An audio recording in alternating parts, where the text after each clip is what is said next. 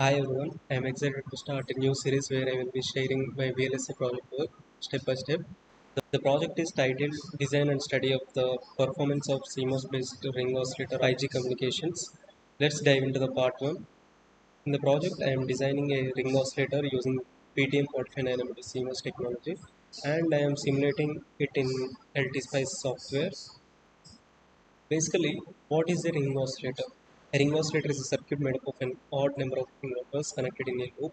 It's widely used in clock generation, chip testing, and especially in high-speed communication systems like 5G. I started with a three-stage CMOS inverter-based ring oscillator. Here is my schematic in LTSpice. Each inverter consists of a PMOS and NMOS transistor, and I connected them in series to form the ring. As you can see, there are three inverters cascaded, and each inverter's output is given to the successive inverter's input. And initially, for the first inverter, I have given pulse signal input, and the final output, third inverter's output, is taken back and connected as first inverter's input in the feedback loop. And here we go for the results. As you can see,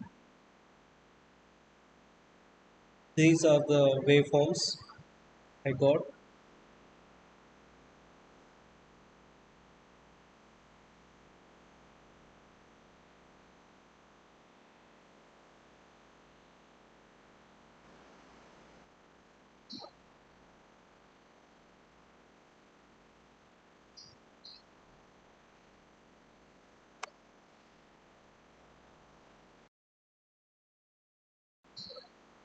So I have got a time delay of almost 200 picoseconds time delay between two successive peaks, so, rising points of output 3.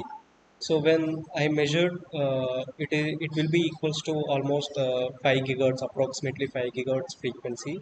So after simulation, I observed the expected oscillations in the output waveforms. The waveform shows correct phase shifts and delay between each stage. It's not a perfect square wave, and that's okay because waveform distortion is common in high frequency signals.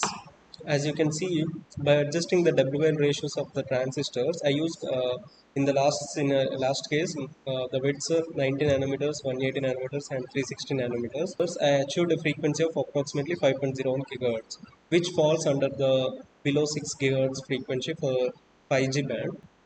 This is the comparison table for different WL ratios for different parameters. So as you can see in the first scenario, I have got 5 gigahertz frequency, but it consumes 85 microamperes current. Peak current is 55 microamperes. The power it consumes is 85 microwatts, and I have kept VDD power supply 1 volts for every in every case. And I have observed that frequency is very good, power is low power, and minimal waveform noise. In the second, in this case where WL ratios are these, I have achieved 5.017 gigahertz. The current consumed is very less compared to previous one, 43.32 microamperes, and the peak current is 37, and power is also 43 microwatts.